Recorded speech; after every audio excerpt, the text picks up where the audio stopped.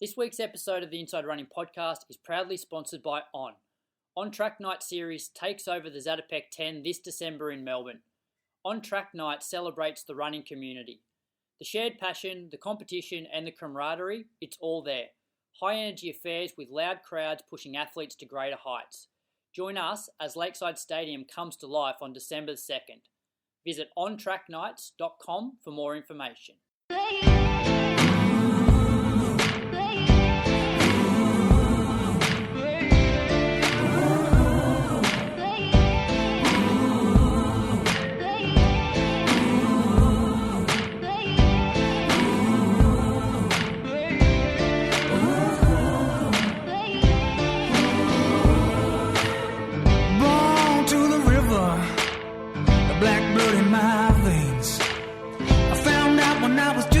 Your skin can bring you so much pain. Now I hear you say you got the best of both ways. Won't you come and take a walk in my shoes and tell me if you take my place. Welcome to episode number 310 of the Inside Running Podcast. Thank you for joining us for another week. Oh boy, it's going to be a big episode. The world record for the marathon went down at Chicago last night, Australian time. Plenty to talk about there. Sifan Hassan also runs the second fastest marathon in femaling history as well. All the usual segments you come to expect. It's also Melbourne Marathon Race Week, so there'll be a few people getting excited about that.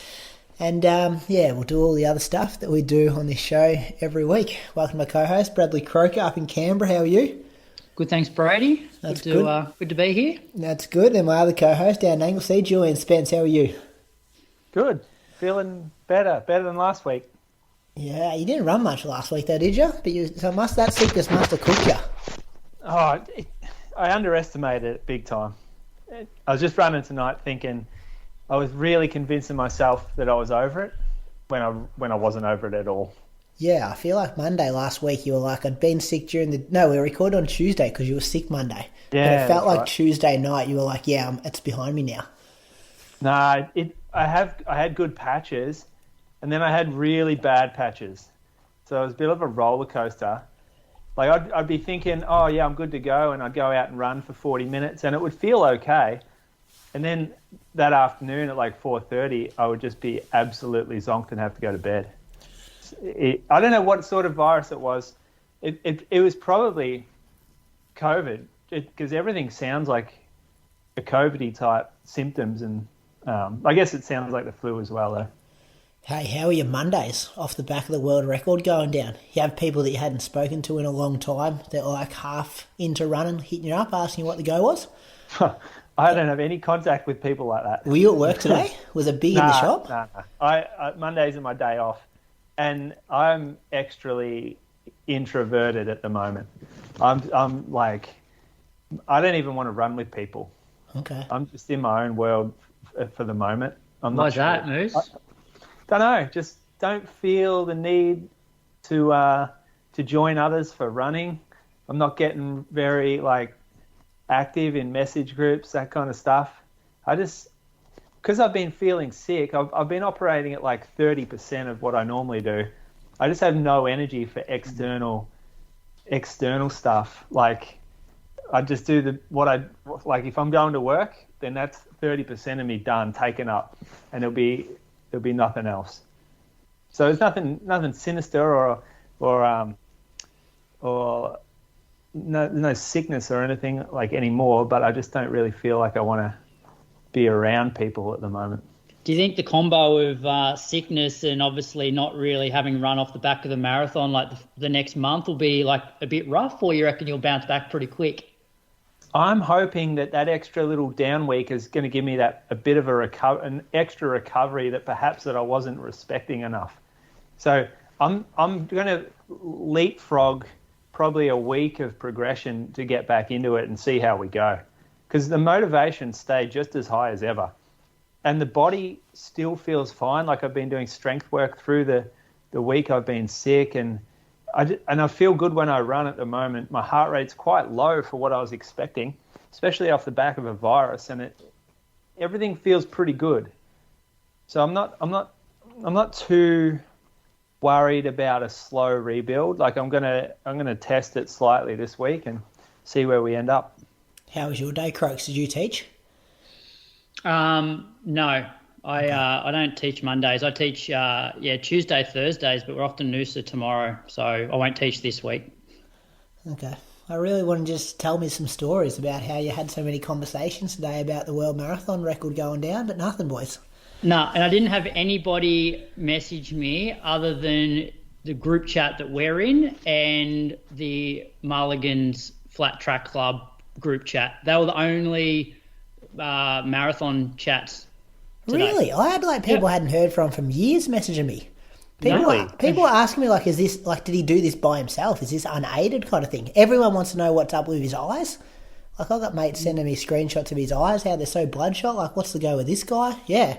No, Christian and Toby, those blokes are teeing off in the Road to Valencia group chat. Won a couple of slabs off those boys last night, Moose. Now I can pay you back. Oh, thank you. Yeah. So, I'm just looking forward to talking to you two fellas about it because I feel like there'd be a lot of people, I guess, their partners maybe not into as running as they are. So they've got to listen to us every week to kind of hear the conversation around it. Well, I feel like you're a bit more up and about last night's race than what Moose and I are. I just think he just looks like he's sprinting the whole way.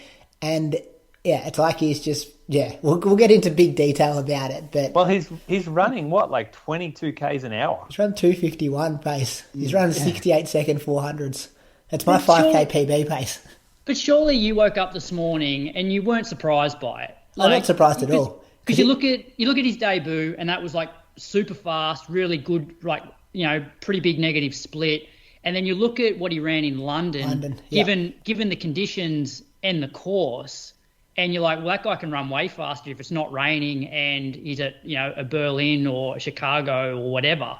And so I half expected it, but I woke up this morning. I'm like, oh yeah. I wasn't pumped about it. I think the Kipchoge narrative as well, that Kipchoge's so straight and media presents him so well, and this guy's just no one knows who his coach is. He's 23 years old. We've seen him twice before, and he's just done phenomenal stuff. He's got no other results other than the marathon. He just looks like they've chucked a wild AI robot into these races, and they just push program him to 250 pace and go do it. Well, I think as well, Kipchoge seemed to be that far ahead of everybody else that you're like, well, Kipchoge's untouchable. And then to have a guy that, Kipchoge's not going to get close to this guy, moving forward, because Kipchoge's, if anything, on the decline, given his age and everything like that, whereas this guy's on the up. So I can't see Kipchoge ever losing to this guy. I can't either. Oh, sorry, I can't see this guy losing to Kipchoge. Yeah. That negative split that he's run, this actually shows there's more in the tank. What he was doing at the end of the race and his demeanour, his energy levels as he crossed the line. Yeah. And I read a quote today that he said he hasn't been in pain in any of his 3 marathons yet. He hasn't experienced pain in a marathon. And he's ran 2:01 or faster. And he doesn't look like he is. Yeah, that's what I mean. They're just so unbelievable to watch. But I'm sure we'll get into it in detail later on. Croaks, tell us about what your update is. Last time we spoke to you were in Melbourne. VO2 max test, weren't you doing? Yeah, so I guess drove down on Monday, and then Monday afternoon I went out for a run. I was unsure whether I was going to run while I was down there, but I knew that I was unlikely to run Tuesday with having the procedure, and probably Wednesday because of the VO2 max test. So, we were staying pretty close to the hospital, which was right near Carlton Gardens. So I basically just did some laps around there. I did 40 minutes, 4:22s. I actually felt pretty good on this run. I had the Super Blast on, which helps, and it's about a 2K loop, all on concrete paths. That was that. Then Tuesday I had the procedure, which we then spoke about on Tuesday night. So that all went pretty well. And then my max test was Wednesday afternoon at 4:00. So I went there. They did an ultrasound on my heart before the max test, and then did the max test, and then as soon as I finished, I was straight back onto the table for another ultrasound, and that was actually almost harder than the max test because we're talking 20 seconds from when I finished that to jumping on the table, and they would say breathe out, hold it, and as you could imagine, like if you're like fully just gasping for air and they're telling you to like hold your breath, it was pretty difficult. But the positive was that like my heart rhythm was way better than it was when I was first diagnosed in June. At the end of it, he's like, this is chalk and cheese. And in terms of best case scenario, this was pretty much it. I think Andre was pretty surprised to actually see how good the heart rhythm was compared to June. He said, look, it's not perfect. There was a couple of incidents. There's a couple of beats right towards the end that weren't perfect. But if I had that test back in June, like he wouldn't have raised too many sort of concerns or eyebrows, I don't think. That being said, it wasn't like, yep, you're good to go back and run 150k a week. So it's a bit of a gradual return, I suppose, to somewhat serious training. So I'm now on basically capped to 70k a week.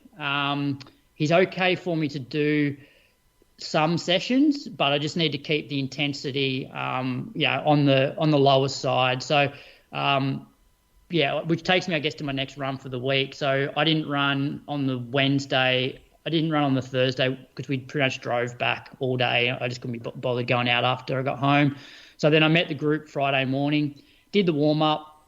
Wasn't sure whether I was going to do a session or not. They were just doing like a 25-minute tempo and a few 30-second reps afterwards. But I did decide to jump in with like the sort of 18-minute sort of 5K group. So I did a 25-minute tempo, averaged just under 350s for that, which like heart rate was, relatively high. Perceived effort was quite low. Like I was able to talk the whole way through it. So that was 6.6K, 347s I averaged. And then my next run was on Saturday. I just jumped on the treadmill, set it for 11.5k an hour, which was 5:13k pace. Did 45 minutes while watching a Welcome to Wrexham episode. And then on Sunday, I went out and met a few of the guys that I coach, sort of towards the back end of their long run. And I did, I was going to do an hour, but where we were on the loop, I ended up doing 70 minutes. So 4:19s, 16.5k. So that was like my longest run since June, that 16k. So that was a week of 49k. So, so as I said, like basically capped at 70k a week now till around Christmas. We're going to catch up in about a month just to review the loop recorder data. So they'll only get a notification down there if my heart rate goes over 195, which will indicate there's obviously something wrong because I can't get at that high training. And then when is it?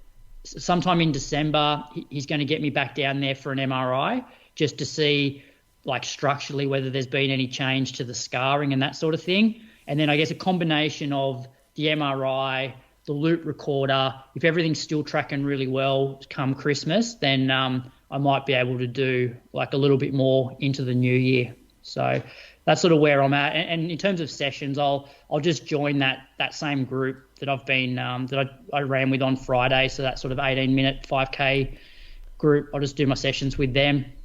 So look, it's a good result. It's still a weird place to be in that like my personality is I'm generally either all in on something or all out, and I feel like 70k a week with like low intensity, it's like, well, I can't be all in on running at the moment, but I should be just thankful that I can do more than I was able to do in July, August and September.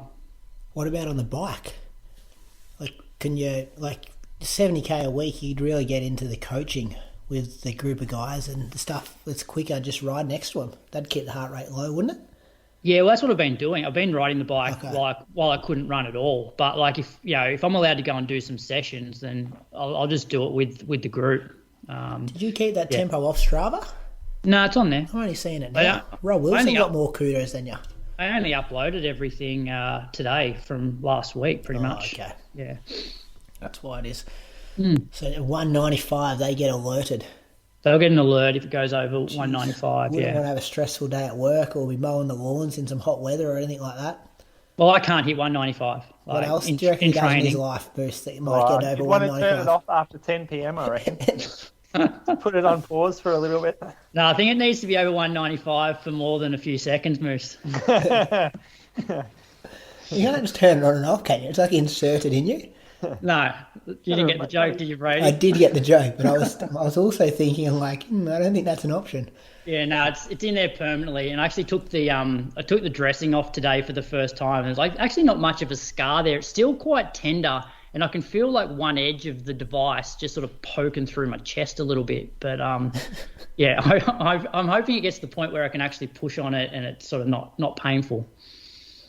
Okay, that's where I'm at. Heading in the right direction. You could win some fun runs and stuff running 340 pace. 70k a week, you'll get fit off that. I think it'll actually be a nice little experiment, and I'm sort of now working out the best way to play around with that 70k because, like, obviously I get more benefit by having one run a week that's slightly longer as a long run rather than just going and doing 10k every day. So I'll probably, I don't think Andre will be happy with me running more than like 20k in one go. So I'll probably end up just capping it as my long run, 20k, and then have a couple of those sessions a week that, around that, I guess, if I'm doing a tempo, it's sort of 345 to 350 with short warm-ups and cool-downs, maybe one 60-minute run throughout the week and then just one or two sort of 35-minute runs. That'll probably be my weekly structure. But it'll be interesting to see how fit I get off that. All right, Moose, what have you been doing? Yeah, I didn't do a lot. I was pretty sick this week, so I felt okay on Monday. I went and did a trail run, ran out in the bush, single track nearly the whole way. It's quite good, but mentally it drains you, the single track, because you're focusing on your step, on where your foot goes every single time. So you can get a bit fatigued from it, and also it's up and down, so a lot of glute involvement. Get more tired than if you just went for a jog on the dirt roads. The next morning I did 25 minutes as just that wasn't the next morning. I had a day off. So Wednesday morning I just ran 25 to basically exercise the dog. Thought I would see how I was feeling. Wasn't feeling great. Day after, 40 minutes, went down on the golf course for a little bit. Just to, from my house you can kind of go through the block below, and I can be on the golf course in about, I'm going to say like 2 to 3 minutes, and it's a pretty nice golf course, so I might do some easy runs down there when it gets light earlier before they actually start playing. They start early though, don't they? Not during the week. Groundskeepers, they'd be on there too? Yeah, I know. One of my cousins, one of the top guys down there, he doesn't care. I asked him, he goes, we don't give a fuck. Like, you're just jogging. You're just jogging on grass. They take like 50 to 100 carts over it every day. And we drive our ute on this. Like, you're just having a jog. No one cares. So that was good, reassuring. For anyone out there who wants to jog on golf courses and worried what the groundskeepers think, that's what they think. I had a day off after that. Had a day off work too that day. I was pretty cooked. And then went into Little Athletics on Saturday morning at Geelong and worked with Jimmy. We sold some waffles and spikes there. It's a pretty interesting viewing Little Athletics when you're part of senior athletics and how different the vibe and mood is down there. Little Athletics, there's like 500 plus kids at Geelong at the centre. There's about 10 different clubs there, and it's just so much energy just for about 5 or 6 hours non-stop. And then all these kids, they go up to like under 16s or something, maybe even more now. And then everyone goes, and then the shield comes in, and the mood changes pretty dramatically. The energy levels change. But you just wonder where they're all going, these kids. I remember saying this last year, the exact same thing when I went down there, saw 500 kids doing track and field, and then wondering, where do they all end up? Do they go to team sport? Do they stop doing track and field altogether? Do they go to different centres other than Geelong? I don't know. But there's definitely no real pathway between when they finish Little A's and getting them into actual senior athletics. Does it look fun for the Moose, the Little A's? Because I've heard like varying reports that sometimes they have to like just stand around a long time like before they get to compete, and that potentially will turn people off athletics after a while. It looks more social than it does fun. It looks fun because you're hanging out with all your mates, but you don't do a lot there. Exactly what you said. You'll line up for maybe 10, 15 minutes and do a long jump, and then go to the back of the line again and wait. And so in between that, the kids just mess around with each other. And so it's more social. And then they'll go off and they'll do like 100 metres, and there'll be 6 of them across the lane, and they get 100-metre sprint, but it might be 10 minutes waiting for your turn. And then after that, you go into javelin, and it might be like 45 minutes in between. So there's a lot of downtime at these events. It's not like playing a game of soccer when you're playing full whack for an hour or so. Yeah, I'm not sure how they can do that better as well. Probably take away like the measuring stuff. That seems to hold it up a lot, like for the throwing and the jumping. Not sure whether you actually need that. I'm not sure whether they score or people win at these events, these like weekly things, or whether it's just like informal measuring, but you probably don't need to. You probably don't need to time either. Like time the races, it's not that important. You could probably get it done a lot quicker.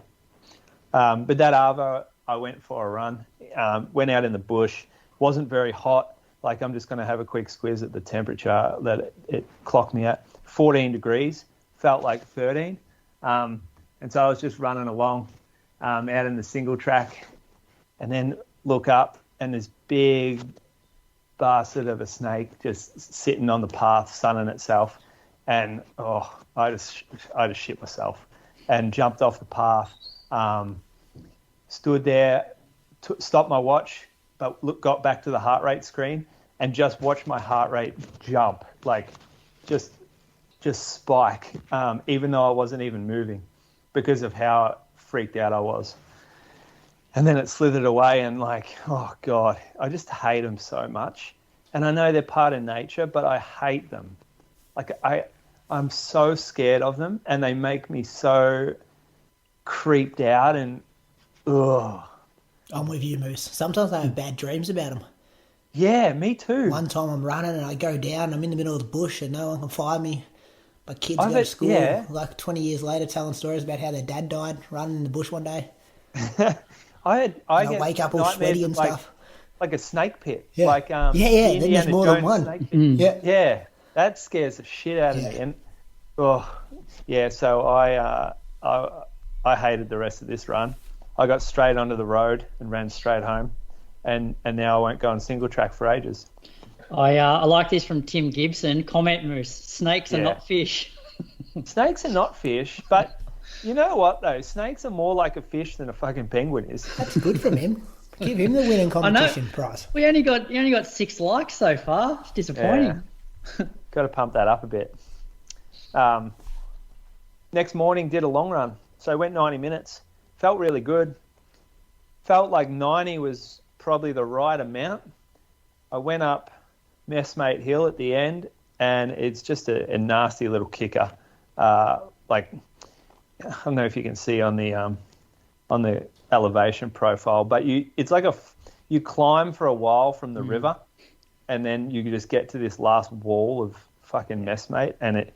On Strava, when it's like pretty much a vertical line, it's pretty steep. Yeah, it was, and from then on, I'm like, I didn't like that run anymore, but I was feeling good until that point. And it was nice to get a long run in. I felt like a runner again. Felt like a bit of structure to the week. Finished Sunday on a 90. I didn't do much for the week. I think I only did, what did I do? 57.7. Yeah, so this week. Good week, Moose. This week, 100. Yeah, great week from me. Good week, thanks, that's mate. That's a good week. Good. 2 in a row. Killing it. 2 good weeks in a row from you. Yeah. You're back, next then? Sickness, Sickness, you got to deal with the sickness. You're still recovering. 3 weeks. That's all right. Get back into it now. Yeah, well, 90 minutes after 3 weeks. That'd be about right for me anyway. Yeah, it is. Yeah, I reckon 90 minutes. Day for every mile. What's that? 21 days. Still got 5 days up your sleeve. 21 days. Oh, what are you talking about? Yeah, so you have a day recovery for every mile of race distance. So marathons, 26 miles. So basically recover for 26 days. Day without a session, you mean? No, just like focusing on recovery for 26 days. So do you mean you don't do a session? No, I'm just meaning like you don't have to be like fully click back into like full on training yet until that 26 days is up. All right. I didn't make this up. Was it D. Costello or Steve Jones or someone like that? That was their saying, I've heard it. Yeah, I've heard it from a few people. Montague, I reckon it was an American thing. I reckon it's an American thing. Maybe your mate Dixon even. I was thinking more like Frank Short or I don't know. We'll have to go back on that. Rogers maybe. Get into Brady's DMs and let him know. Yeah. Got a few DMs to talk about this week actually. Do that at the end of the show. Tell you about my week, fellas. I had a good week. Ran 152k. Monday, 14k at 4:44 pace. Tuesday, did 3 by 10 minutes at 3:17 average off 2 minutes slow jog between. Did you guys get hit by the big storm on Tuesday? Oh, yeah. Yeah. Was it really humid and stuff in the morning, like the big black clouds rolling in? Not really, no. Really? Yeah, okay. This was like weird. It was like 22 degrees or 20 degrees at like 7 a.m. when I did this, and then I think it dropped to like 15 degrees at 1 p.m. So I just kind of backed off the pace a bit. It just felt hot and humid, and I just don't need to be doing anything that quick at the moment. I just need to be stringing some good weeks together. So, yeah, 3:17s felt like about threshold, and that's what I hit. In the afternoon, it was pelting down rain, but I did get out for half an hour, 7k at 4:31s. Kind of enjoyed it. You know, when it's just hammering down that much, it's just like you're certain that cars are driving past thinking, what is this guy doing out here running? But you just embrace it. Just get out there. Skin's waterproof. You just get drenched after the first 200 metres, and then you're just all good. Just enjoy it. No headphones in. Just have fun. Real Goggins type stuff. Yeah, real Goggins. Kind of like the Goggins of a Chukamoama, I reckon. Yeah, which is good. Wednesday, 60 minutes at 4:39 before work. And then Thursday, did a bit of like steady pace stuff. 20k at 3:56. I just go around this like 2k loop 10 times. Just don't think. It's just like, it's just this nice little loop that's got a few bends in it, and just tick it off. Why do you do that for 20k? Well, I used to do it when it was super dark and it's pretty well lit up just around like this housing estate. And then I'm just like, oh yeah, I just know that loops. I started a bit in the dark, and then I was planning to get off the road and on the trails, but I'm like, nah, I'll just keep doing loops around here. You know, when you just don't have to think, it's just a good thing. You could do 10k out, 10k back and not have to think as well. Yeah, I could. I do a lot of running from home, Croak, so I kind of, this is the only day I do this kind of little loop. But what, you've driven out somewhere to do 2k loop? No, I do it from home. So I do a lot of stuff in one direction and then come back, whereas this one's just a different loop I got around home. I put is the it concrete, asphalt? Yeah, I just ran on the road. Yeah, asphalt. I put the heart rate on for a few workouts this week as well, actually, and I was surprised. I think that was maybe like 140 average, which I thought it might have been a bit higher than that, because I thought it was kind of getting into that junk zone, but it's probably still easier running. No hills, of course, like it's flat. So that was good. On that afternoon after school, I did 8k at 4:33s. It's a pretty big day, 28k in a day of work. Friday, did some hill reps. Did 10 by 1 minute up the bridge. Took a bit to get going in the morning, but and the hill's not huge, but I feel like it's doing the job. I quite enjoy that as well, because you're not looking at pace. You just run as hard as you can for 1 minute and jog back down. Almost gets a bit boring jogging back down the minute, because it takes you longer than a minute to get down. And you feel like for 10 minutes worth of work, you're out there for, I don't know, 25, 27 minutes, whatever it took me to get that workout done. In the afternoon. A minute's a long time going up, isn't it? It's not a massive hill moose, to be honest. Like, it's, I think it would be a real long time if you were doing it on a hard hill. Let me just click on and see how much elevation gain I was getting. This could get embarrassing when I read this number out. 8 metres over 8 metres, 9 metres? Over 320 metres. So it's about, 2.5%. Oh, goodness. Is that good? This is all I've got to work with here. I always work on you want at least 4%. Oh, that's pretty good then, Croaks. I'm pretty close then. Yeah. You're just under half what you would not, like, at least. And 4% is normally the minimum for me. Like, that's the hill you can still, like, run pretty well up, like, pretty good form. You go for a minute on 4%? Yeah. Or like 15-second ones? No, minute, 4%. Jeez. Actually, I saw that hill that you did a workout, or you did hill reps on up at, what was that place I was in? A couple, Brownlee. Oh, yeah. That was a decent hill for hill reps. Yeah, like I was hitting 3-minute K pace up this hill, so it wasn't slowing me down too much. Anyway. Yeah. That was, Friday morning. Then Friday Arvo, I got out for a jog after work, just 7K, 441s. Saturday, did 16K in the morning, 7K in the afternoon. Just ran to the local footy oval and just done laps around that. It's just in beautiful condition. Same thing, just like a K there, jog around there for 20 minutes, K home. Just a beautiful way to just get some soft laps in. Quite enjoyed that. Sunday, met up with Archie. We did 15K, and then there was a fun run on in town. So the one where they raced the paddle steamer, which Archie was having a crack at. So we did like 15K at like 4-minute K pace, I'm going to say. And then changed in, pinned the bibs on, changed into the racing flats. And then, he was having a crack, whereas I was just happy to jog. So I think he ran about 32 minutes. I ran about 37 minutes. And then a few K afterwards to get 29K for the morning at 3:58 average. Why didn't you race him? Because I've just got back going, and he would have absolutely smoked me. 32 minutes? How far is it? 10K. It's pretty twisty and turny, though. I actually ran like 29.06 or something the other day, though, at the Grand Prix. No, the Run Prix, not the Grand Prix, the Run Prix. I just want to string some good weeks together. I just want to get a month of like no sexy workouts, but just like 140, 150K, just to get some consistency behind me. So I definitely didn't want to race him. And like one you of went those, to the ballot then? Hey? You went to the ballot, Osaka? Closes the 15th. I've got it on my list of things to do tomorrow morning, actually. Yep. So I just want to do the training to be able to do the training. So, yes. Have you no races planned? Have you got anything to suggest for me for November? Anything? I've been looking up stuff. Big 5K champs. Yeah, I'm not great in spikes. And I got that little Achilles. Oh, fuck's sake.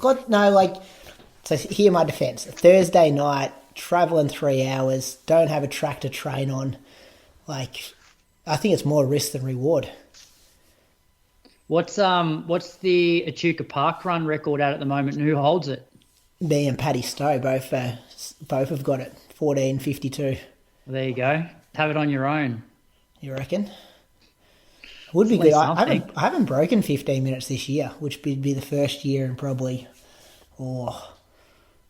10, 12 years that I haven't run under 15 minutes for the year. So it could be on to something there, Croaks.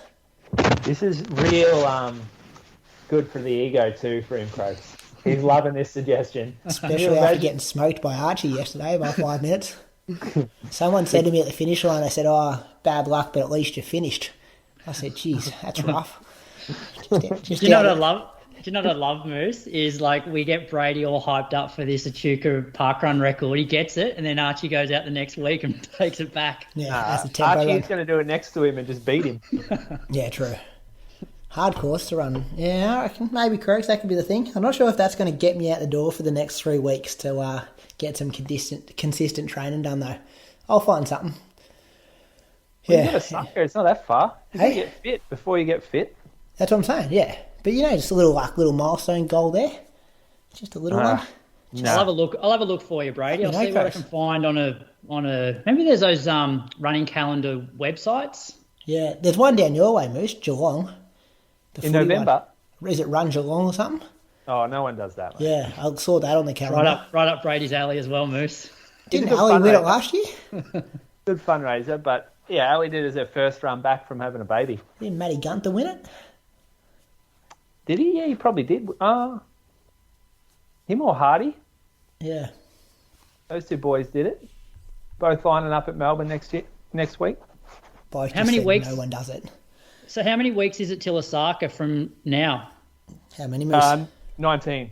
So 19, okay. 20 or 19, 20. Okay, still have plenty of time then. That's So what I'm saying. long. So long. So long. So yeah, Well, we don't ever do anything stupid now, you and I, Moose. You remember last year we put that 10K on with all the 5K seeded races? Yeah, give me something like that. Yeah, January. It's looking maybe January 6th. We're throwing dates out. That's looking like it's a pretty strong one. Oh, yeah? Saturday night? That'll be into the marathon block then, though, won't it? It'll be right at the start of it. Because Osaka's not until late Feb, is it? Yeah, Like 25th. 26 or something like that, yeah. It'll be probably 1 week in. But you can do a 10K on the track there, and that could work well. Yeah, okay. Anyway, let's talk about some Patreon supporters who support the show every week to keep it coming out for the 310th edition of it. Croaks, who are you thanking? I've got Richard Homburg. Richard lives in Ferntree Gully in Victoria. Lovely place. Have you guys run down there? Not a lot. I've Once done it only. once. Yeah, I've only done it once too, Moose. Yeah. I've never done it. It's one thing I'll have to tick off the bucket list before I start running. Who'd you do it with, Moose? Sorry to get off track here. I ran with my mate Chris White. We didn't do the normal loops. We did like a trail running loop. We were getting ready for an event. Oh, yeah. He took me on some pretty steep shit. I did it with Ben Toomey. Oh yeah. He knew his tracks. Sorry, Croaks. Tell us more about Richard. All right, so Richard's 5K PB is 20:02, which was done at the Frog Hollow Park Run. His best 10K came during this year's Run Melbourne Half, where he ran 95 minutes for the half, that is.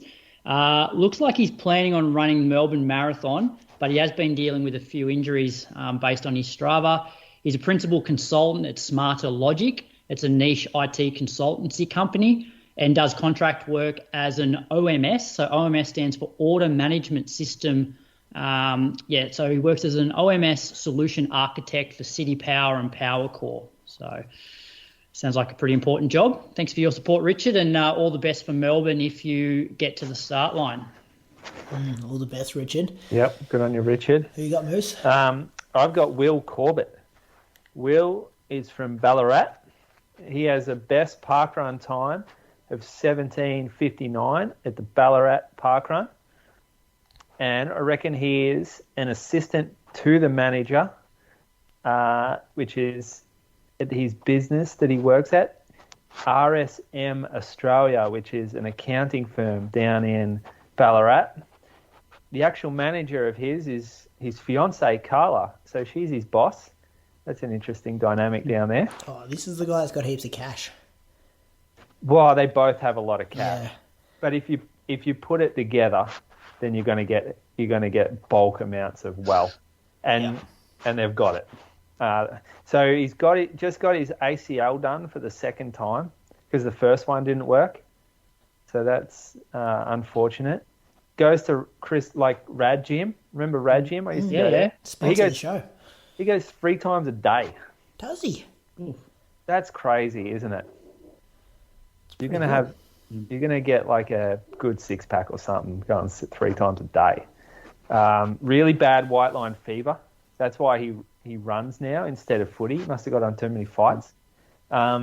Makes sense about his ACL now as well, given footy player. Yeah. Runners don't really struggle with that. Loses stuff all the time. Left their luggage at the airport at Gold Coast Marathon. Left his wallet at home that same trip.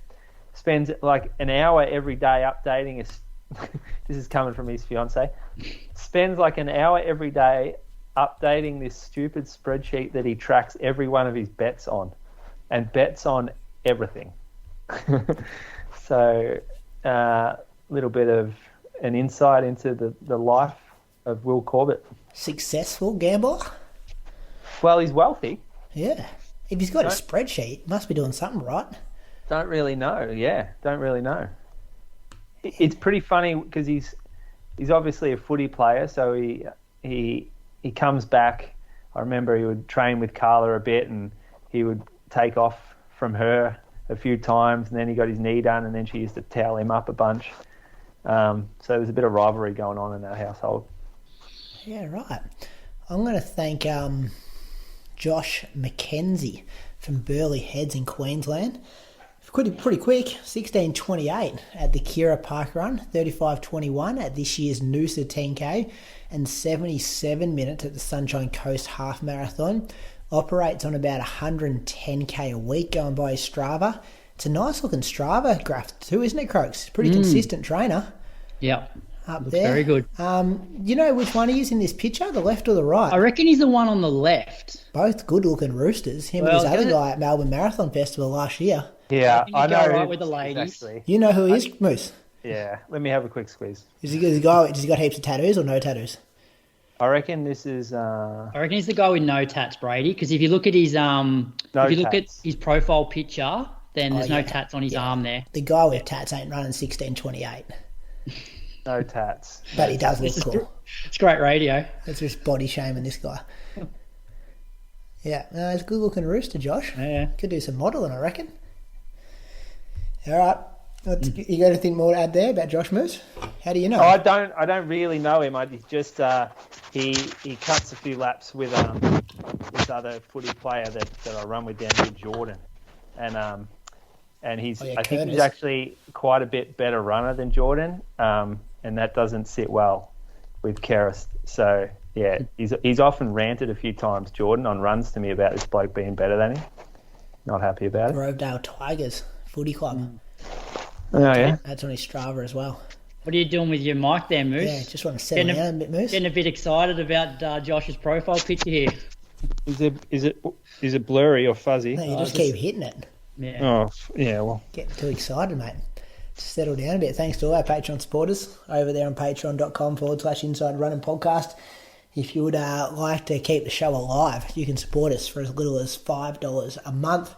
If you want early release, bonus content, there's tiers for that as well. I don't know what's happened to our making a marathon a series, Moose. Haven't heard much about that since we promoted. I think you got fired before you even got the job. Christian wasn't a big fan of that whole concept we came up with. So it looks like we'll be coming up with a new concept. But I've got a few ideas. I've got a few fellas. I just remembered the other day they were also running Valencia. So I might be able to put something together there. Or I reckon we get a long range Osaka show going, because there is like 15 people doing Osaka. Who you got? Throw some names. Oh no, I said 15, and then I thought I can't name 15. But there's like a lot that I know that I haven't Is confirmed Ali doing because it? It's a lottery system. Unconfirmed. Ali, she doesn't quite know yet. But then there's you. There's me. I think there is a couple of females that I'm coaching that are doing it. There's a couple from our training group that have signed up for it. I reckon do a 15-week series, you reckon? I got one going into the lottery as well. Hang on, if you've got a PB, you automatically get picked out, don't you? I didn't say that. It's not a lottery if you got a fast time. No, they said it will be a lottery if the number of entries exceed their capacity. It's got 40,000 entries. Yeah, I know, but they divvy it up into certain batches. I think we'll be fine. Yeah. Brady, what level are these Valencia athletes at that you're referring to? 214, 220. But the 220 guy should be going way quicker than 220. And Will at Valencia. Chuck those two fellas in with Chriso. According to who is he going quicker than 220? Wow, it's broken 14. Maybe for 5K. What, is this the guy you coach? No, I don't coach him. No, you know him. I'll tell you off air. Anyway, I love how we come up with these ideas every week when we start talking about Patreon content and then don't follow through like last week. But Patreon supporters, what I'm trying to say here is we will have some kind of bonus content for you coming up, and it will be good. This week's episode of the Inside Running Podcast is proudly sponsored by On. On Track Night Series takes over the Zatopek 10 this December in Melbourne. On believes running is a community sport and that together we can achieve more. Just look at OAC. They race alone, but they run for each other. Individually they're strong, but as a team they're taking the world by storm. They're proving that community is key to performance. On Track Night celebrates the running community. On has handpicked events around the world that embody this ethos. The shared passion, the competition, and the camaraderie, it's all there. These aren't your standard races. They're high-energy affairs with loud crowds pushing athletes to greater heights. They're rooted in their local community and always bringing something new to the table. They have their own unique local flavour, but they all champion their community. So join us as Lakeside Stadium comes to life on December 2nd. Visit ontracknights.com for more information. Running news, boys. Let's go to Chicago. Kelvin, the King, Kiptum. He ran 2 hours and 35 seconds, which is a new world record. His splits were 60-48 for the first half and then 59-47 for the second half. To put that into perspective, that's quicker than Brett Robinson's Australian half marathon record. Split 13:51 from 30k to 35k. He just looks like, I said at the start of the show, looks like he is just sprinting the whole way, and he just makes everyone else look slow around him. Had paces, I think, to around halfway, and then there was another, was it Matteo, I think his name was? He was making his debut, who was there as well, but he ended up DNFing, or he finished outside the top 10. I didn't see his name in the results in the top 10. Benson Kipruto, the defending champion, was second in 2:04.02, and Bashir Abdi, the Sapporo Tokyo Olympic Marathon medalist, was third in 2:04.32. Chatted about it briefly already, boys, but let's go deep into it. What'd you think? We kind of said what you thought when you woke up this morning, Croaks, but, give us 12 hours later. Has your opinion changed at all?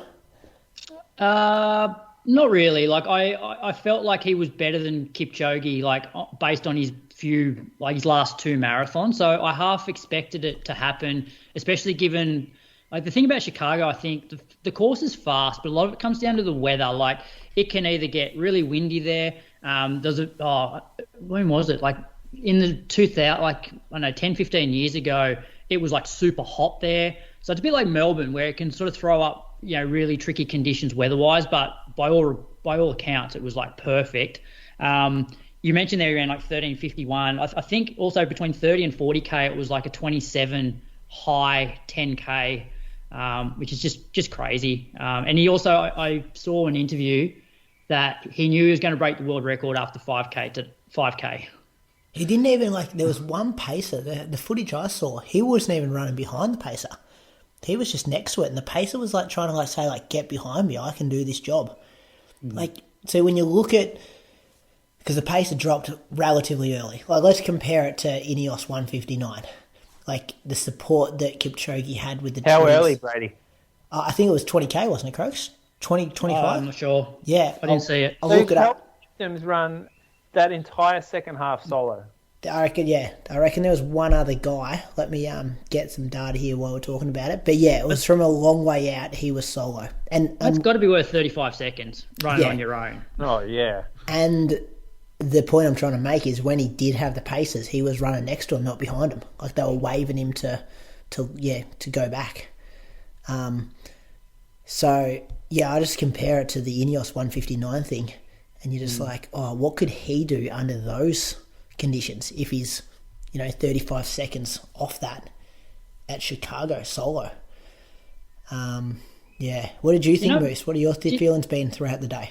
Just before that, do you know what's also fascinating? So he's run 3 marathons now. He's negative splitted all of them, which indicates, one, he knows how to run a marathon, but two, he probably just hasn't gone to the well. He's always held back a little bit, which on this show we always talk about that's the best way to run it. But, you'd have to think that if he even splits a marathon, he's going to go under 2. It's hard for him to do that because there's no pace.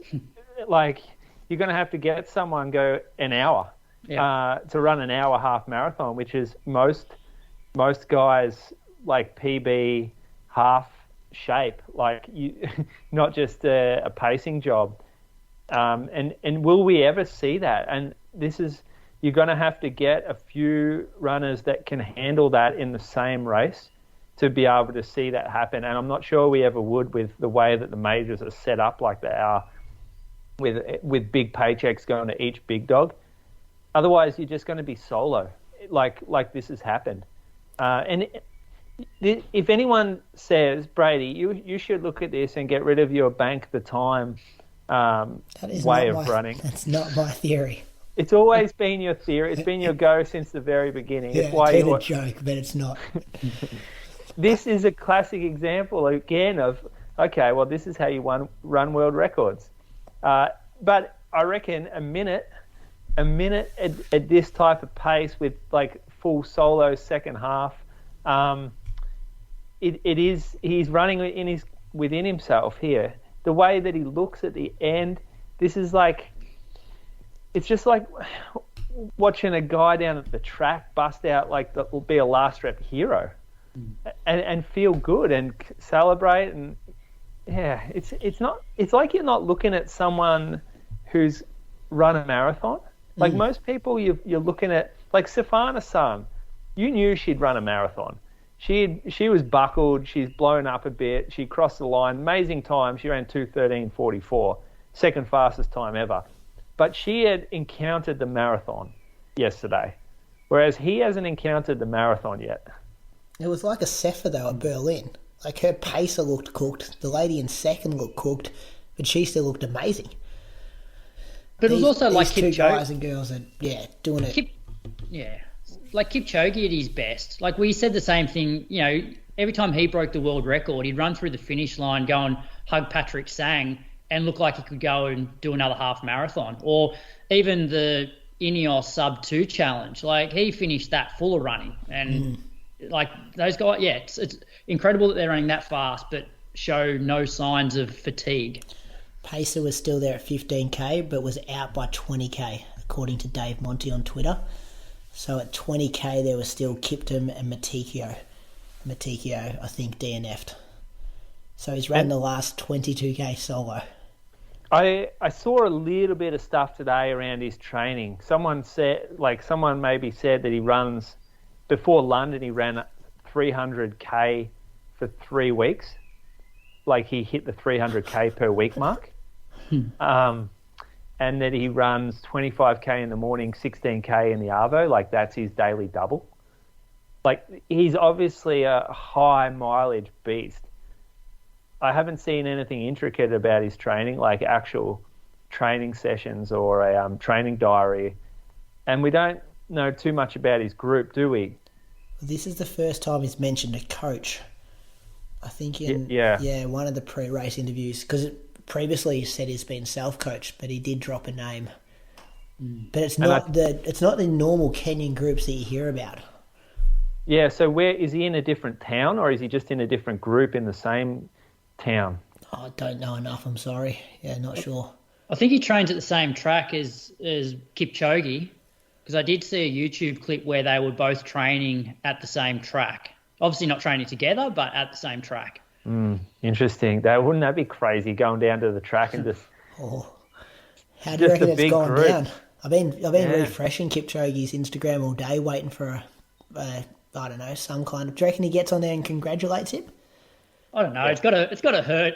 It's got to hurt Kipchoge, surely. Like, you've got everybody like praising you as like the greatest guy ever, and then you've got this guy come out and just do it like seems like effortlessly. But Kiptum's 3 times now, 3 of the top 5 or 6. I think he's got more in the top 5 than Kipchoge does. Do we see him step down and like have a crack at smashing the half marathon world record? No. Because his PB over the half is 58.42 according to World Athletics. Not enough money. You see him do 2 marathons a year for the next 6 years. Who's his agent? Oh, does it say it on his IWF profile? Usually it does. We'll have a look. Yeah, have a look. Yeah, that'd be interesting. I did read somewhere that his training partner is like 40 years old, ran 2:04 or something, maybe. Chicago as well yesterday. No, there's nothing on his World Athletics profile about coach Agents. Or agent. Yeah. Well, he's obviously getting someone's looking after him to get him into these races. Well, now because we did get a inbox about it, like, I guess because they've kind of dodged each other, like, and the inbox kind of spoke about surely now he can get a start Valencia and Berlin and things like that, and being the world record holder, that will definitely carry weight now. So you reckon it's harder for him to get into Valencia than it is Chicago? Well, he ran Valencia last year, but I think, well, you know this business behind it all as well. Christian be good to talk about it. Like, they don't want to put too many big dogs in the same race, so then... They don't have the money for it too. And they can win each other. They can win different races. That's all speculation, though. Like, none of that's really been confirmed other than, like, Christian saying that. Christian says is fact on this show. I'm sure now he could get into whatever race he wants. Yeah, now he can. Yeah, it's going to be more about, you know, Kipchoge just deciding not to do the events that Kiptum's going to. You can't tell me that, like, if he wanted to run Berlin and Kipchoge was signed on to Berlin, that they would have let him race. And I think he would have got knocked back from Berlin because they've spent their money on Kipchoge and wanted it to be the Kipchoge show. So that's why he's ended up at at Chicago. You reckon there's a clause in Kipchoge's contracts that say they get to choose the field? Like Kipchoge's manager has to okay other elites in the field? Yeah. I think there'd be some kind of agreement there. That's why Olympics will be interesting because there won't be any of those sort of clauses. And Kipchoge wants to get it, doesn't he? You reckon Kiptum's a big nationalist, like will run for the country? Oh, I think. Well, personally, I think you'll have to, because to go down as one of the greats of the sport, I think you need to do more than just have a fast time. I think you need to win a race where you've got the best guys there. And we don't know this bloke though. We don't know what drives him. This guy could just love fucking money and not give a shit about Kenya. Well, I'm sure he's got enough money now. Like he wouldn't need any more money. But surely, no one's got enough money. No one has enough money. You can't tell me that this guy, he's the fastest guy in the world, wouldn't want to go and win an Olympic gold medal. Surely, come on. Like I know, like that's how you would think that he would think, and most competitive people would want to be recognised on that stage, but not everyone's the same though. Like this bloke's come out of nowhere. He hasn't gone through a pathway where they drill that into you. He's getting his pockets lined by these races. The glory's in the wins in the middle of the city. I think if anything, Kipchoge's the one that won't want to run the Olympics next year now, because that could potentially just tarnish, his record. You know, Kipchoge's almost better off going out now. You know, 2-time Olympic gold medalist, former world record holder. Can't see it. I reckon Kipchoge loves it. I reckon he loves the limelight. He's a fiend for it. And he'll be there at the Olympics too. Both Nike as well. Both Kenyan. Yeah. Jeez, what a team. Imagine those two just running off the front. Well, Paris going to be pretty warm. Yeah. Kipchoge's proven himself in the heat. He has. Yeah. And it's hilly too. So we don't know what Kiptum's like over the hills. He hasn't run a hilly marathon. Needs a strong cross country season. Well, I reckon if he's doing 300k a week, he'd be getting some hills in. Especially where he lives. They're all fucking good at hills, those blokes. Yeah, but then Kipchoge, was no good in Boston. Yeah, and he's kind of given up that I'm going to win all marathon majors idea, hasn't he?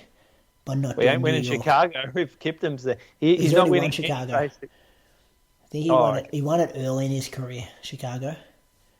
Yeah, all right. He's got to get New York and Boston. You're going to have to get a good clause in the contract for them. Which maybe he does play that narrative that I'm going to bypass the Olympics to focus on the Berlin and Boston double next year. The New York and Boston double next year. What Kipchoge does? Yeah. Oh, see, but I reckon people would see straight through that because I'm pretty sure he's said in the past that he's keen for Paris.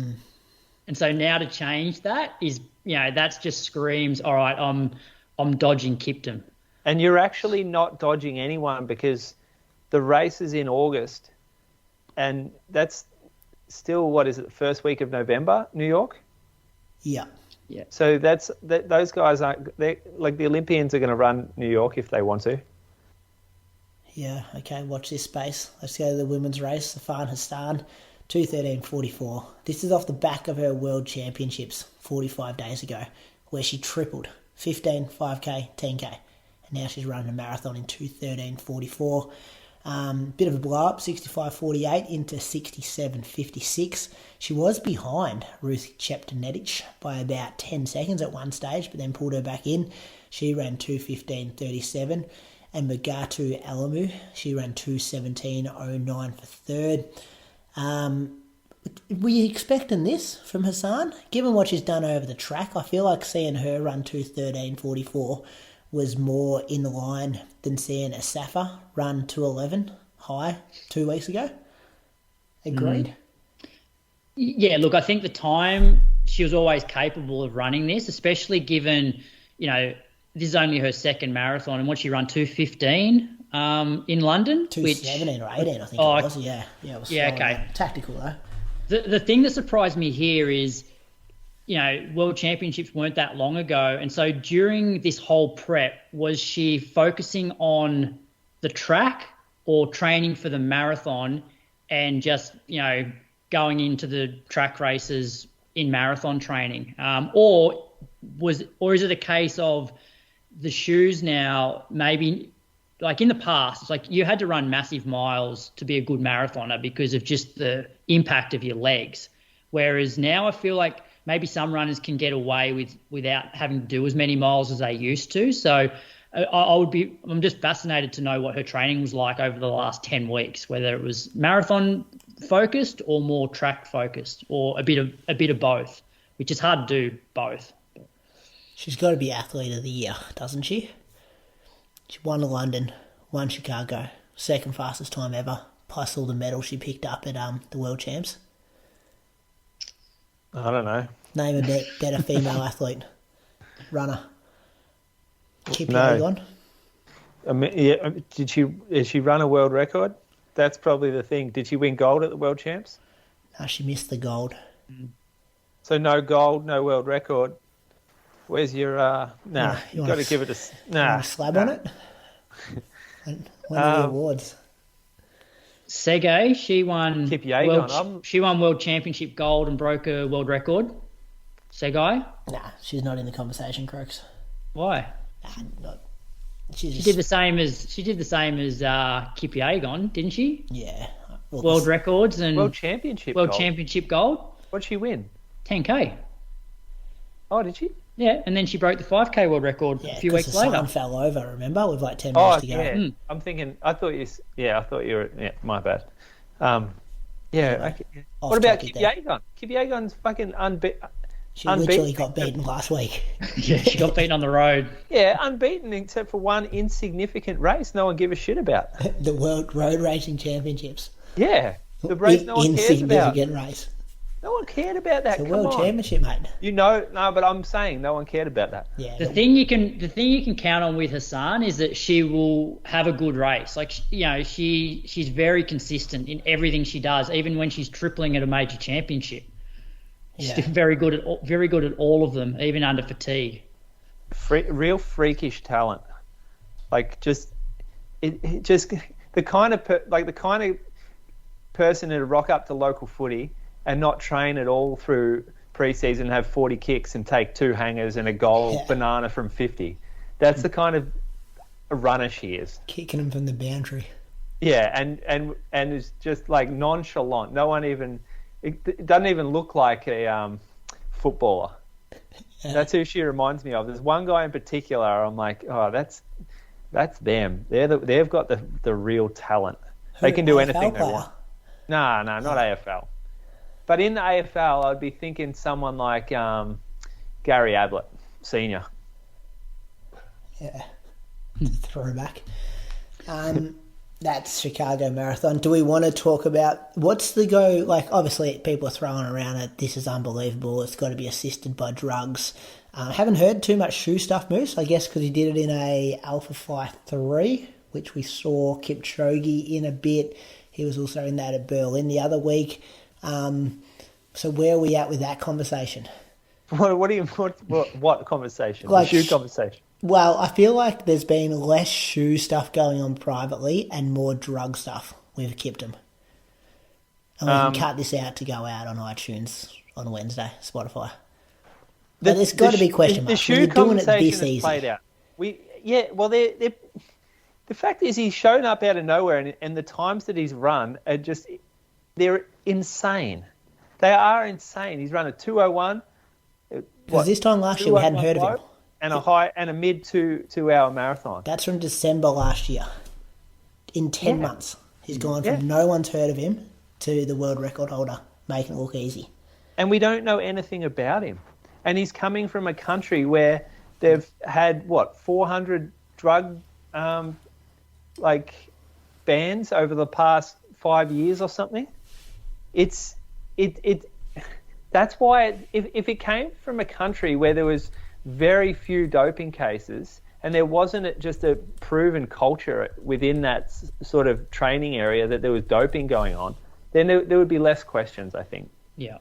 I also got a feeling that, in a way, the super shoes haven't been very good for drugs in sport, because I feel like everybody now has just gone, they're running faster because of the shoes. And so countries where they don't test that often, it's like, okay, well, maybe we can push the limits a little bit more, because if we come out and run something like spectacular, people will just think it's the shoes, not the drugs. Whereas before, when the shoes weren't as advanced as they are now, and somebody came out and ran something like this, then it's like, well, something's not quite right. I don't know whether the shoes have maybe just masked the drugs a little bit more, and I feel like it's sort of becoming a bit more rife in the sport again. That's just my theory. There seems to be, the performance in a lot of endurance sports have been going crazy. Even in the tour, like the cycling community's looking at the numbers being punched out and the times that these athletes are going up the major climbs, and it's ridiculous how fast they're going, faster than the entire doped era. And we know they were the doped era. The positives were there, the stories, the confessions. And the bikes aren't that good. Like, they haven't changed the bikes that much. And they're going up faster than they used to, way faster. Mm-hmm. So there's a lot of question marks around cycling. And I think if you've got like the same sort of doctors, managers around that would be sort of floating in and out of both, then you're going to see it in running too. Yeah. The thing that always has like baffled me with the elites is like they're already at the pinnacle of the sport, and how much they can improve from one race to another. Like you put us in the same conversation as Hassan here, and like if you've run say Brady, you come out and run a 2:18. To go from a 2:18 to a 2:13, like, you know how hard that would be to do. And she's already at the top level of the sport, and then can just come out and take another 4 minutes off their time. I find that really fascinating. You often see it same with track runners that are in that, maybe 13:30 range, and then they come out and take 30 seconds off it and run 13 minutes. You're like, fuck, 30 seconds over 5K, like that is so hard to do for just a punter, let alone somebody at the top end of the sport. So, yeah, I don't know. What's with the do you guys have any medical explanation for his eyes being so bloodshot? Because that's the first thing people are sending me today. They're like, mate, what's the go with this guy? Look at his eyes. Yeah, I haven't seen eyes that red since Terminator movie came out. Michael Jordan had the bloodshot eyes in that Last Dance documentary, didn't he, Moose? You're a basketball guy. Isn't that when he was sick? Was that the game he was sick and he the flu game? Yeah. Is that the game you're referring to? No, I'm just in the documentary, like at his age now. Oh yeah, isn't it a size? It was yellow eyes. They were like, might have been some liver issues or something. It definitely didn't look healthy. You're right. Okay, I got that. But yellow, different colour. It's like pop blood vessels in the eye. So he pushed himself that hard. Well, no, he didn't, because he felt no pain. True. Didn't get hard at all. So this is just like provisional suspensions, right? prior to final decision. This is just what I've got from Kenya since I think it's like 2022 or something. So we've got Titus Ekaru, Lawrence Chirono, Purity Changwani, Michael Njenga, Ibrahim Wachira, James Wangari, Nicholas Kozembai, Ronex Kipruto, Charles Kamau. Yeah, Ronex, he went down, didn't he? Rogers Kwemoy. These are the ones that haven't, like, these are still just, they're just the provisionals. Yeah. So, global list of ineligible persons. Let me just pull that up. Because we often, like, it's not picking on the country when the facts are there. Yeah, like, we can't sit back and celebrate this and just be like, oh yeah, this is amazing. Never thought I'd see someone run 2 hours and 35 seconds without taking in every other bit of information we've got, which is there are X amount of positives that have come out of this country the last however many years. Mm. Yeah. Which is probably why, like, none of us wake up in the morning and get super excited about it. Whereas I reckon back in the day, and maybe it's just I was younger and, like, you know, a real fan of the sport. But, you know, if a world record went down, you'd be like, oh man, that was amazing. Whereas now it's just like, you know, if I wake up next week and some females run 2:09:30, like, I'll be like, oh yeah, okay, like, it wouldn't, like, you know, it just wouldn't surprise me anymore. Yeah. Yes, it's all interesting. Just the one serving bands at the moment, it looks like there's like 3 pages worth, and they're all the long distance athletes from Kenya. Do you know, like, so you know when Ali is in the testing protocol with Asada, what does that look like for their level athletes in Kenya? Yeah, see, I don't know. Yeah. Because isn't it, though, like, if you're in the World Marathon Major system as well, that organisation also has you on a testing protocol? I don't know if that organisation has their own anti-doping team. I don't think they do. I think that they would use the national like bodies of AIU, those countries. Yeah, the AIU, which then probably use the individual countries' anti-doping. But yeah, I think that one of the issues over there is locating a lot of them. Yeah, access. And then the corruption that's involved there as well. Because I was reading Des Linden's book today. You read that? No, I haven't. It's really good. Actually, I was listening to it as an audiobook on Spotify. Do you know how Spotify is now giving you access to the audiobooks? Did you know that the last couple of days? Anyway, no, I didn't know that either. Yeah, I was listening to that, and she was saying how she had more faith in competing at like a Boston because they would do their due diligence on who they could invite to race compared to the Olympics or the World Championships. Wasn't the second place at Boston just got done? Yeah. But also, remember, was it the Com Games this year that one of the Kenyans couldn't compete because they hadn't been tested enough in the period before? So there's obviously something in place that to compete at a World Championships, Com Games, Olympics, you have to have been tested a certain amount of time. There's obviously something there in place. Yeah, but as you said, Moose, like the corruption potentially is like an issue over there. So they could be tested, but whether the results are truly reflected, who knows? We'll never know, probably. Perth Marathon, let's go local, Croaks. This happened. Big prize money over there at Perth as well. Yeah, we got some. When did you find out about the prize money? It was like a day or two before the race? Yeah, I reckon it was Wednesday or Thursday. We got a DM. I was about to fly over there. It was 10,000. So it was 10,000 for winning the marathon, 5,000 for second, and then I think for the half it was like 5,000 for first. So yeah, pretty good prize money. In the marathon, Samuel Ekutan from Kenya got the win in 2 hours 20 and 20 seconds. Dean Menzies was second in 2:29.19 and James O'Neill third in 2:30.06.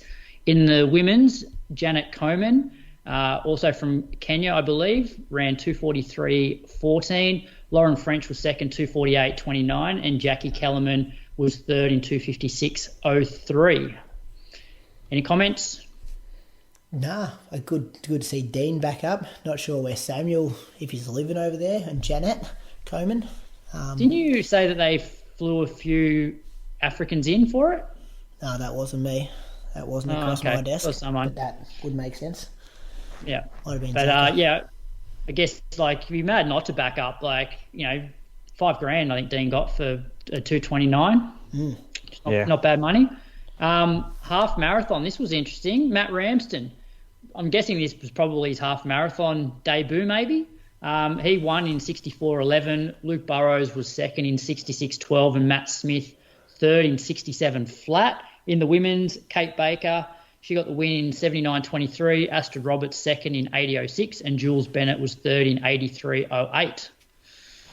This is the same course that Jess ran 2:24 on last year. Good question. I'm not sure because I feel like I've got a feeling it's a different one. I think this is put on. I think this is a completely different event, Moose. Oh, okay. Yeah. Really? Perth Marathon? No, it'd have to be the same event, wouldn't it? I don't know. You were thinking like the City to Surf that they have there? They used to have a marathon for that. They did have a marathon for that. I thought the one that Jess did was put on by like Western Australian athlete, like road runners or something. Right? Yeah, I thought it was that, but I might have a look. If you go through the 10K results, Brady, I'll have a look at Jess's profile to see when she actually, like what time of the year she actually ran that. I guess it would have been around September. now, wouldn't it? Yeah. Because it was because she was going to do Gold Coast and got injured and then reloaded for this. Yeah, okay, all right. Dan Canala won the 10K. Haven't heard that name for a while. 30.46. Nicholas John Arland. He's a long-time Patreon supporter here, and he was living in Norway, and he's in a Norwegian band, which is a fun fact for you. He was second, 33.09. Moved over to Australia, now living in Perth. Then he picked up, what was the prize money for second in the 10K, Croaks? Picked up a bit of cash for Nicholas. I'll tell you. That second link has it there. His partner Heidi there, I reckon, was she's a fact checker for all the shit that Christian says that isn't true about $1,000. $1,000 second. How good's that? And then Finian Emmett was third in 33.29. Neera Jarab got the win in the women's 35.49. Karen Bellany was second in 35.58, and Debbie Donald was third in 36.09. So some big results over there in WA. Yeah, 17th of October, 2021, Jess ran 2:25. Yeah, would have has to be the same event. Yeah. Very good. Listen to question, Croaks. All right, got a good list at the moment, but, on topic of Kipchoge and Kiptum, a question came in from BT Demers on Instagram, and when I dug a little bit deeper, it's Brandon Demers, and he actually proposed to his fiance at the time at the finish line of the Boston Marathon. So it was at night and they were packing up the finish area. Fun little fact there. Anyway, Brendan's question is, will Kipchoge win in Paris? Will he medal? Will Athletics Kenya name him in the team? Bit of a prediction thing here, fellas. Look into your crystal balls. I don't think he wins in Paris. Don't think so. It just depends. To me, it depends if Kenya look after him or not. Remember they made him do that one at the airport to qualify for Tokyo? Yeah, show of fitness or whatever. Do you reckon they made him do that? Yep. That was a good launch for their shoe, though. Don't know about that. He's got to make the team. What did he run the other day? 2:02. Unless he opts not to run to protect his legacy. I think if he runs, he'll medal. So that was the second part of the question. I think if Kiptum doesn't run the Olympics and Kipchoge does, I think he can win it. But if Kiptum's there, he won't. I don't think he wins. I think it'll be slow, and I think he'll get outdusted by pace towards the end. And I think it's too hilly for him to go early and make everyone hurt. And we've seen that he hasn't been great on the hills, like you said before about Boston, Croaks. So and the heat potentially as well. Yeah, he's been good in the heat though. He's been good there, Rio, and then at Sapporo. So, but I'm going to say they name him in the team, but he doesn't win a medal. Ooh. You're not even giving him a medal. No, I'm not. Okay. I reckon by that stage, I reckon the way this race goes, I reckon it doesn't suit him. Yeah, and the problem is a year's a long time in distance running. Who knows how many other Kenyans are going to come out of the woodwork between now and then, or As Ethiopians. We didn't even know who Kiptum was this time last year. What are your predictions then, Brady? Yeah, they pick him in the team. He gets bronze. Bronze? Bronze, yeah. That's my prediction. The fascinating thing for me is will he line up on a start line with Kiptum? And I got a feeling that if Kiptum wants to run the Olympics, then Kipchoge may just find some reason not to do the Olympics, like, my hammy's a bit sore in the lead up and I'll just not run it. Just do you reckon Kipchoge would pull that?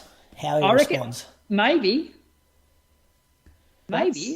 That's real. He's our champion. Well, yeah, but wouldn't you prefer to him, like, the problem is though, if he goes there and gets absolutely towed up, is he still your champion sort of thing? Whereas if he stops now, then you go, all right, well, he doesn't have the world record, but he's bloody dominant, and you sort of remember all the good parts. Whereas I feel like if he goes and gets absolutely towed up, then it's not as good for his legacy. Did only just run 2:2 last week. I know. We've written him off. But I feel like he's on the decline and Kiptum's on the up, just in terms of how long they've been running and, You never know where Kiptum is in 12 months, though. He might be partying, buys a farm, never see him again. There's Sammy Wanjiru about him, you reckon? Maybe. Put it this way, this rivalry has got me up and about for the Olympic marathon next year. It's so good for the sport. I'll be very disappointed if that head-to-head doesn't happen at the Olympics. Well, it might happen in London beforehand. Kiptum's returning champ, so they'll want him there. I'd actually prefer if their showdown was at the Olympics. I reckon that would be awesome. That would be better than just at a major. Yeah. From a spectacle. Yeah. Yep. And it'd be on a course too that has challenges, which is even better. Yeah, and you're tracking people that you're barracking for as well at the same time. The Australians back in the field. Potentially. All right. Moose on the loose, purchase of the week. Well, I saw this come up the other day, actually. A few little links to it, but Tracksmith, the brand, they announced through social media that they were going to have a Boston Marathon qualifying singlet, and the only way, and it would be given to those that qualify for the Boston Marathon, so you can wear it on the day. And the Boston Marathon, the only way you can sort of qualify is through, it's like time-based. So you have to be a certain percentage. I don't know what the percentage is, but for instance, a 35-year-old male probably has to run, 2:55 now? Something like that to get in. Yeah, it's where it gets messy because you have to run 5 minutes quicker than the times now, don't you? Well, they take, say there's 5,000 spots for the 30 to 40-year-old male or whatever. They'll take the fastest 5,000. They won't just randomly, as if you get under the qualifier, you don't assure a spot. The people more under the qualifier get the first spots. Yeah, exactly. Yeah. It's kind of how it should be, really. So it's 3:05 for 35 to 39 men. Yeah, 3:05. But that would be people like me and you taking spots if we wanted to do Boston. Yeah, we'd be in the same boat. So we got the same qualifying time. Yep. Which is Croaks, fair. You got 3:10 for your age group. Beauty.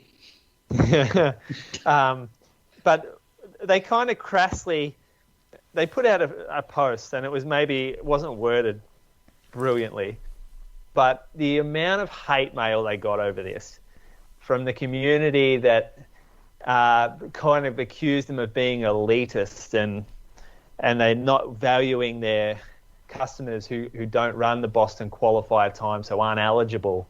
and that they're prioritising or they're pedestaling the faster runner over the slower runner. It just was crazy how offended people got about this. Like crazy. I went back through and had a look at the comments, and it is savage. Like, it's been deleted since though, hasn't it? Did you see it before they pulled it down? Yeah, I did see it. I saw a couple of... I had a quick scroll through, and then I was going to look at it later, but now I can't see it anymore. So it's being pulled down. But why can't we celebrate people achieving something? Like, the whole race is set up for that. Like, you get in the race, you can get in, but the slower runner can't get in. So why aren't they attacking Boston Marathon for this? Yeah. The wording of it was what they really stuck. Like, because didn't they quote the old race director who's had some controversy over the years with his sexist comments? Like, wasn't that the opening statement? I've got a screenshot of it. Someone Did you say it was something about this is a running race, not a jogging event or something like that. Jogging event or something? Yeah. But you think more of the outrage was about the singlets? Yeah, well, it seemed like it was probably a bit of both. Okay. But I also thought, like, why are we getting so outraged so often about this sort of stuff?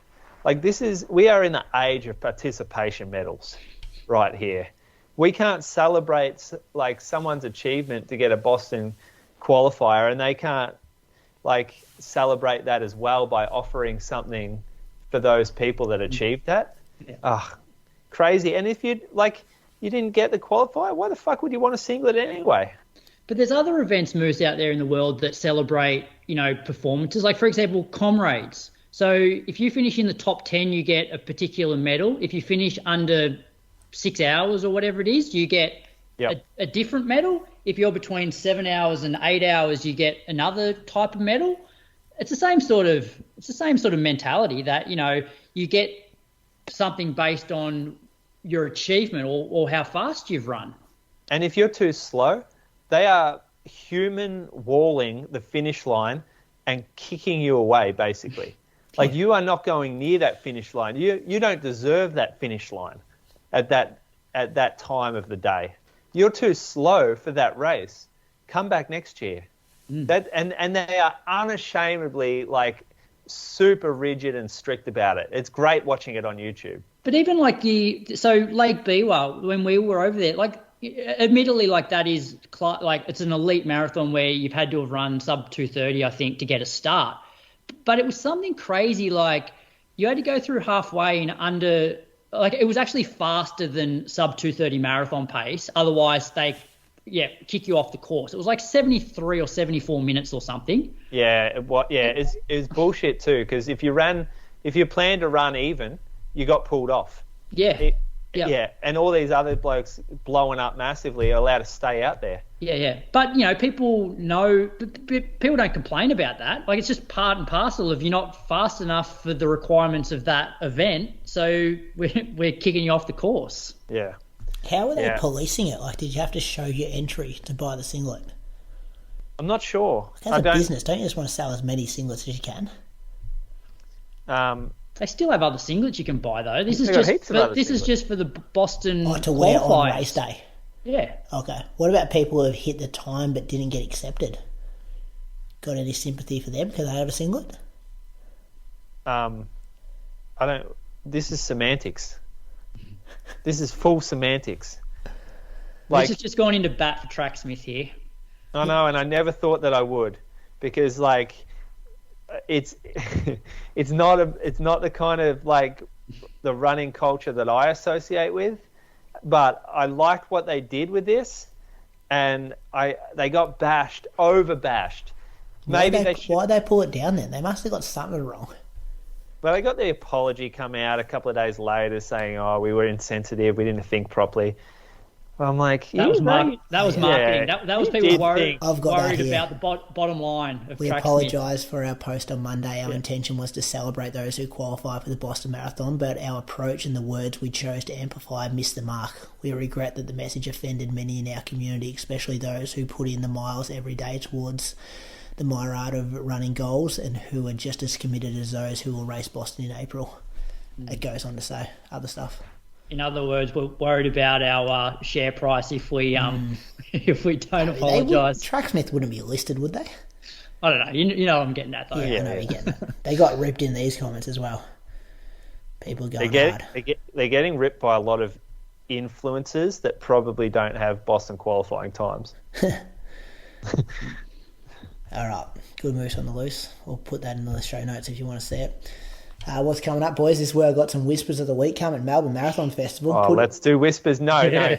Let's go to Whispers right now. Yeah, that's what we've got to start writing that shit in. I want to hear it. Put in a request for fields today. Did not get them. I'm not sure why they're keeping them so quiet. It's Monday night. The race is this Sunday. Would love to see some fields so you can build some hype. But unfortunately, I don't have that. But what I do have is two names that have crossed my desk since last week, I'm trying to say here. Thanks to all the people that wrote into my DMs over the week. A big name. Remember Millie Clark, boys? Mm-hmm. Yep. 2016 Olympian. Hearing that she's going to race Melbourne on the weekend. Hasn't done much outside of Tassie since COVID, pretty much. All her race results have been down there. Other than Paris Marathon, she ran that last year in 2:41. But she did win Melbourne in the December edition back in 2021 when she ran 2:26. Haven't seen a result from her from a long time, so keep an eye out that Millie Clark may be on the start line Sunday morning in Melbourne.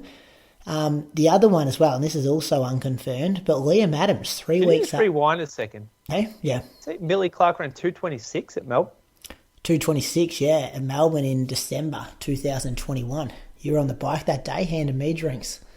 Shit, that's fast. 2:26 high, I reckon it was. I'll bring it up. Wow, you do forget about how fast she is, don't you? She ran She was second at the Gold Coast in 2019 when she ran 2:28. Like second 2:26.59. Damn, there we go. That's fast. It's pretty good weather that day. Remember, Sinead ran 2:25 on terrible weather day. Yeah, but 2:26. 2:26, yeah, so keep an eye out for that. Might see her at the pointy end if this rumour's true. And, Liam Adams was the second bit, 3 weeks after Berlin Marathon. So that's a short turnaround, but I guess Melbourne's his hometown. Was entered last year, but then he pulled out very late for political reasons, I guess you'd call it. And if my sources are right, keep an eye on what he's wearing. We might be seeing a ditch of the tradie yellow singlet. I just saw a photo of him at Parkrun the other week, wearing some half tights and a bit of a different coloured singlet. I don't know, there could be a sponsorship, maybe a sewn up there. Do you guys know anything about that? No, but it makes sense. I guess, Rarely wears half tights. Liam's a guy that does pull up pretty well from marathons. It's $20,000 first prize. Yeah, well, that would fund his next overseas training camp before his next, big marathon. I would love to confirm all these things, but as I said, I put in a request for some start lists, and they haven't come through. So I'm not sure if my message didn't get seen or anything, but that's all I've got this week. What brand of apparel was he wearing at Parkrun? Couldn't zoom in that close. Couldn't zoom in. He's not a Lululemon boy? Well, not that I know of. But yeah. 1 in, 1 out, I reckon there. Not that I know of, but hey, it wouldn't. Yeah, I'm not sure. Lululemon do make the best half tights in the business, so maybe that's why he was wearing those. So yeah, not 100% sure. You got any other whispers yourself, fellas? No, just seeing the weather forecast. Perfect, isn't it, for Melbourne? Well, temperature wise looks great. It's like a top of 16. I think it's 9 to 16.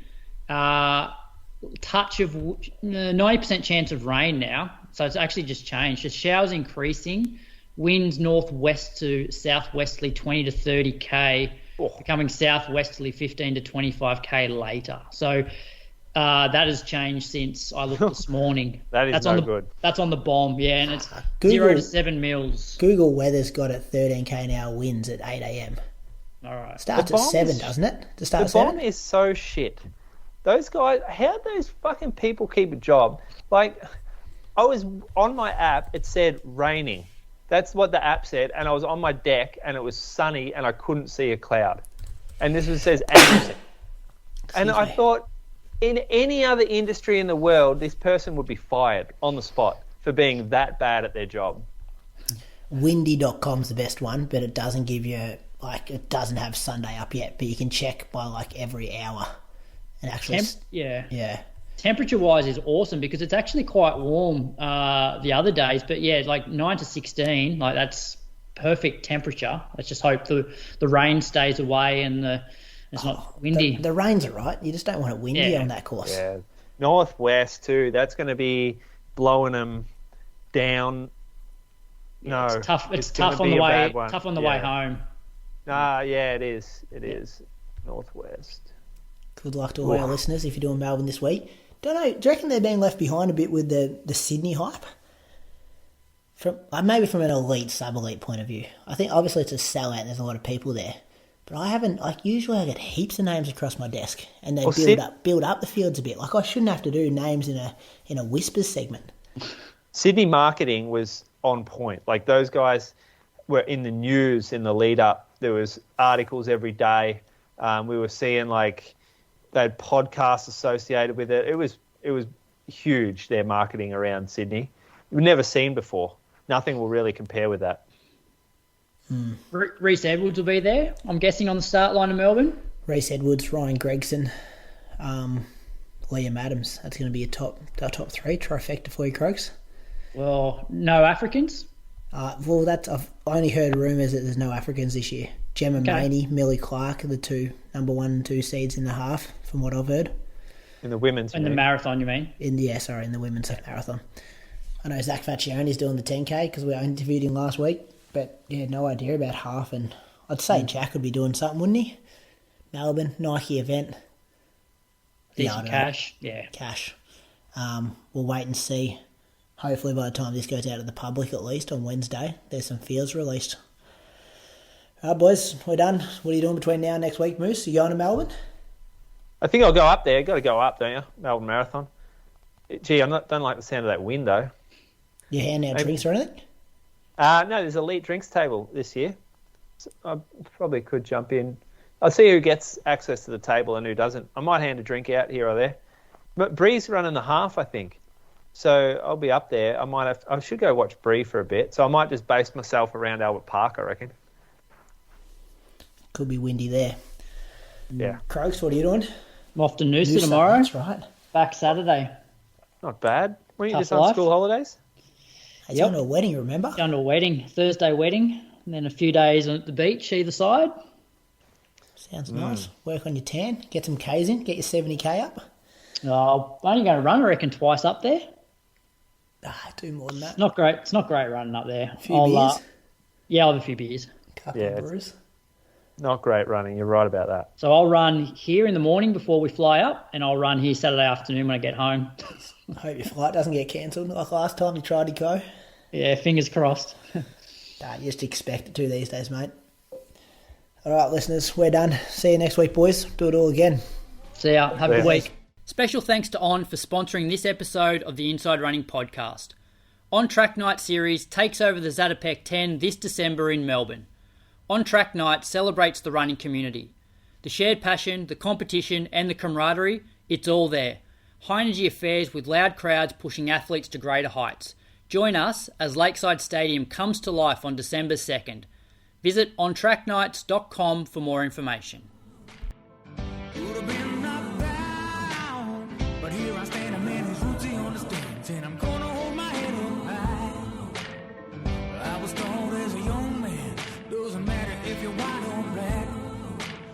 Show love to everyone you meet. Doesn't matter.